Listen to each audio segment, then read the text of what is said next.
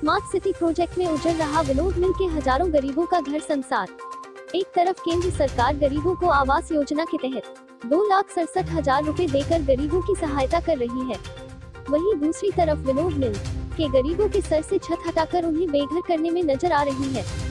Smart city बन रही गरीबों के लिए संकट। आखिर एक मजदूर लाचार बेबस गरीब अपना दुखड़ा किसे सुनाए। जहां जाते हैं वहां सिर्फ आश्वासन के अलावा कुछ और नहीं मिलता। ना जाने कब बेघर हो जाए कुछ पता नहीं।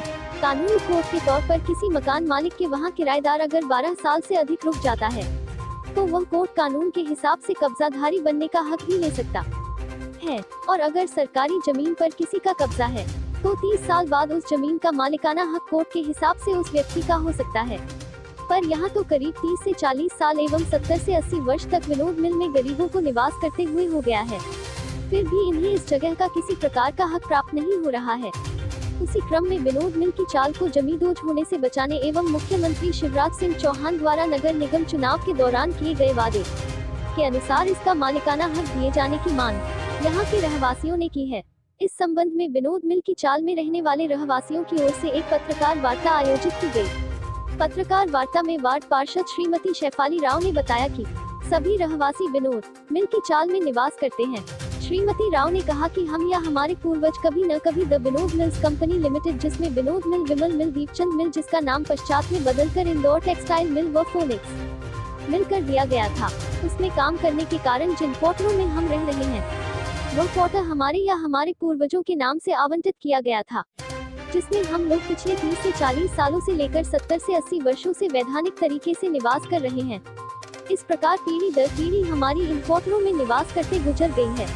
23 अक्टूबर 2020 को एक समाचार पत्र में ई नीलामी विक्रय सूचना को पढ़कर सभी रहवासी हतप्रभ रह गए। सूचना के अनुसार बस्ती को तोड़कर उसके मलबे की ई नीलामी 11 नवंबर को की जाएगी और इसके लिए टेंडर भी आमंत्रित किए गए हैं। उक्त आदेश से श्रमिक क्वार्टरों में रहने वाले सभी रहवासी बुरी तरह से प्रभावित हुए हैं तथा उक्त निर्णय लेने के पूर्व किसी प्रकार का कोई नोटिस जारी नहीं किया गया और एक पक्षीय रूप से निर्णय ले लिया गया। इस कारण रहवासी माननीय न्यायालय के समक्ष अपना पक्ष भी नहीं रख सके। रहवासियों ने मांग की कि वे जिन क्वार्टरों में पिछले लगभग 30 से 40 वर्षों से लेकर 70 से 80 वर्षों से निवास कर रहे हैं, उन क्वार्टरों की किसी योग्य वैल्यूआर से वैल्यूएशन निकलाई जावे तथा वैल्यूएशन निकलवा कर क्वार्टर की जो भी कीमत माननीय न्यायालय में अथवा शासन को जमा करने को तैयार तत्पर व इच्छुक हैं, कृपया हमसे क्वार्टरों की न्यूनतम कीमत जमा करवाई जाकर न्याय हित में उसका मालिकाना अधिकार शासन से हम सभी रहवासियों को दिलवाए जाने की कृपा की जावे।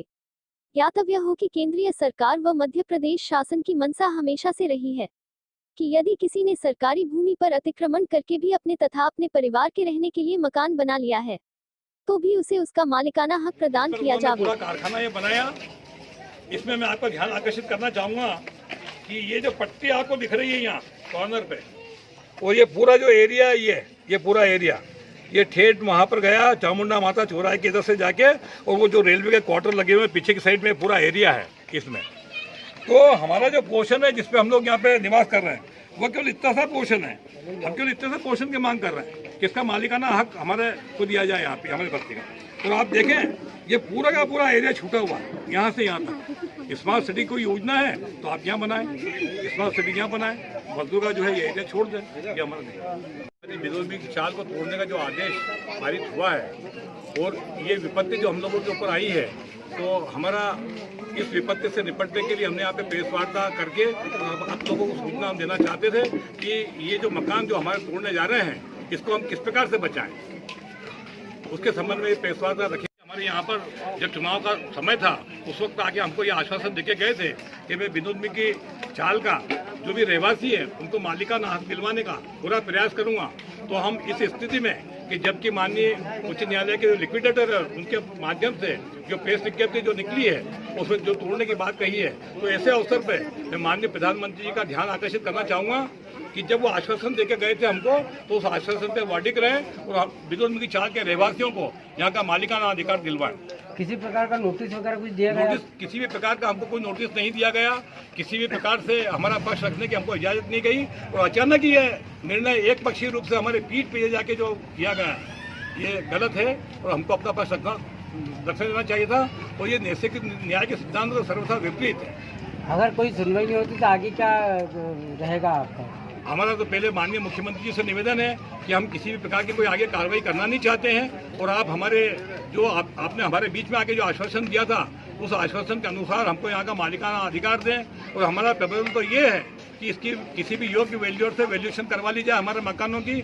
उसकी जो भी कीमत जो होती है वो हम सब शासन में भरने के लिए तैयार हैं। हमको पट्टा नहीं चाहिए, हम तो कीमत ही भरने के लिए तैयार हैं। जमीन की कीमत भरने के लिए तैयार है, मलबे की कीमत भरने के लिए तैयार है। तो हमको इस जगह से हटाया नहीं जाए, हमारे जो मकान है उनको किसी भी प्रकार से नेस्त नाबूद नहीं किया जाए, नष्ट नहीं किया जाए और बल्कि हमसे पैसे लेकर यहाँ का मालिकाना अधिकार हमको दिया जाए। आपका नाम बता दीजिए। मेरा नाम है नाथूलाल नागर एडवोकेट।